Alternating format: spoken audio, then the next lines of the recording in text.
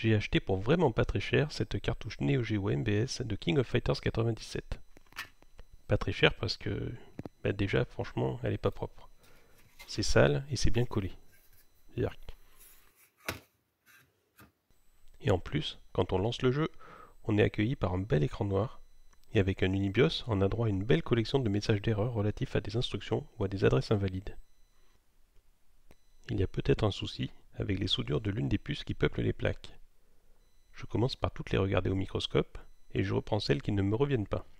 Comme ça ne marche pas mieux après, je tente une abomination. J'échange la carte supérieure, la procboard, avec celle d'un autre jeu, Puzzle de pont. Le jeu se lance, ça fait n'importe quoi mais ça se lance. Voilà à quoi ressemble la procboard quand elle est propre. Elle abrite une partie du circuit audio et la mémoire programme. Ici, la puce PCM qui décode les échantillons ADPCM stockés sur les ROM V1, V2 et V3. Ces trois ROM sont démultiplexés par la puce démultiplexeuse LM139 tout là-haut. Pas de problème pour le moment de ce côté-là. On trouve ensuite la ROM programme principale, ou ROM P1, d'une taille de 1 mégaoctet. On y revient dans un instant. Au-dessus, c'est la ROM SP2 qui contient le reste du programme pour une taille de 4 mégaoctets. Pour y accéder, on va utiliser un système de bank switching constitué de cette bascule flip-flop 74 LS74 et de la porte logique juste au-dessus. Je suis sûr qu'il vous tarde de comprendre comment fonctionne le bank switching, alors c'est parti. Une fois de plus, l'excellent wiki du site NeoGeoDev va nous être une aide précieuse. Il nous propose notamment la page de mapping de la mémoire du processeur principal, le Motorola 68000. On voit ici sur quelle plage d'adresse sont mappés les différents composants de la carte NeoGeo. On va retrouver notre ROM P1 qui va apparaître tout au début de l'espace d'adressage avec son unique mégaoctet.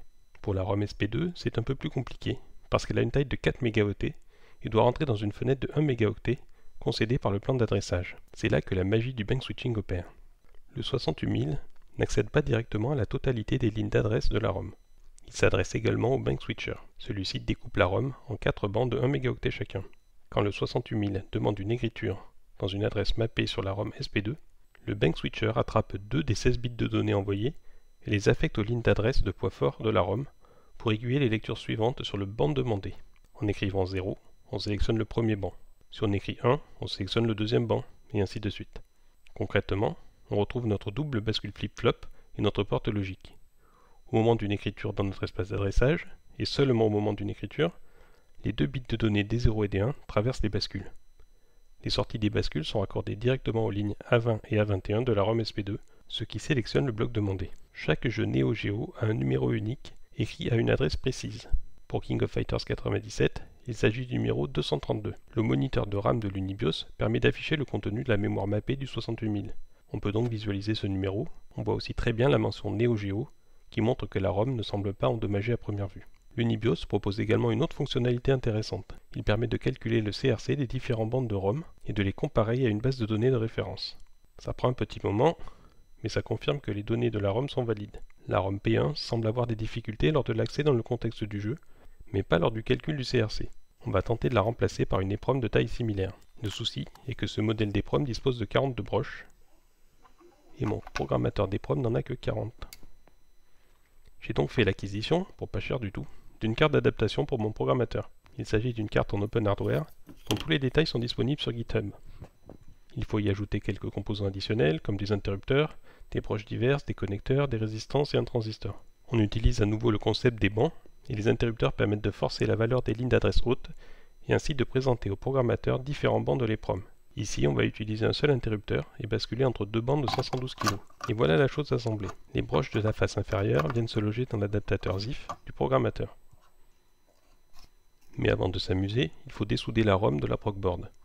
Je commence par ajouter de l'étain et le flux qui va avec, pour avoir quelque chose à aspirer.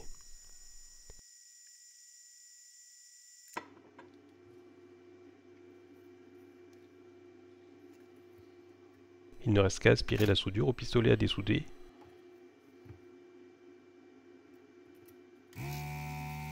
Qui se bouche et que je dois déboucher avant de continuer. Et voilà un bel emplacement tout vide et tout sale que je vais pouvoir nettoyer. Au dos, les trous ne sont pas très propres, mais ce n'est pas gênant pour souder des composants traversants du moment qu'ils ne sont pas bouchés. Idéalement, j'aimerais graver les proms avec le contenu de la ROM d'origine, et non avec un set d'émulateurs. Mais pour cela, je dois en extraire le contenu et en contrôler la validité. Après une petite bataille pour insérer la ROM dans le support Tulip de l'adaptateur, je lance un dump du premier banc. Je l'enregistre sur mon ordinateur.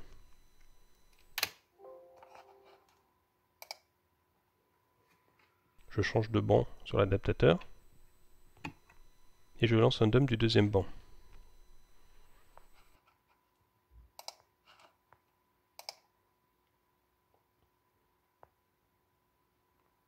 J'assemble les deux morceaux avec une ligne de commande magique, et voilà ma ROM de 1 mégaoctet. J'utilise l'outil vbindiff pour comparer cette ROM avec celle du set MAME, et je trouve pas mal de petites différences. Je décide alors d'injecter mes deux ROM dans un outil d'analyse en ligne qui me dira à quoi j'ai affaire. Ma ROM correspond bien à un King of Fighters 97, celle de MAME également, mais à une autre version. En tout cas, ma ROM semble valide. Et enfin, je fais ce que j'aurais dû faire depuis le début, je calcule le CRC de la ROM dumpée, et je le compare avec celui donné comme valide par l'Unibios. Il s'agit bien du même. Je conclus définitivement que la puce, quel que soit son état, m'a permis d'extraire un dump valide. Il est maintenant temps d'insérer les PROM dans l'adaptateur et de graver le premier bloc de 512 kg. On voit au passage la mention Neo Geo que l'on observait dans le moniteur mémoire de l'Unibios ainsi que le fameux numéro 232. Là, c'est plutôt long, alors on accélère. On change de banc et on grave le second. Il est maintenant temps de mettre les PROM sur la PROCboard et de la souder.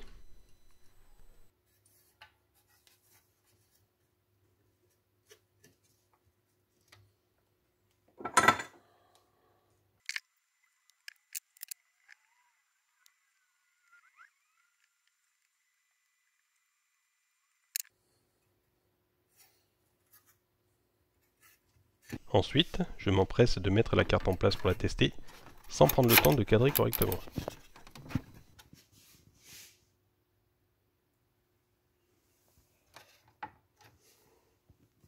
Je démarre le slot. Et c'est gagné! Je fais quand même un bon nettoyage du flux sur les soudures de l'EPROM, et je colle une étiquette protectrice sur la fenêtre de quartz avec la date de remplacement. Il ne reste plus qu'à remonter la cartouche, qui s'avère être translucide une fois nettoyée.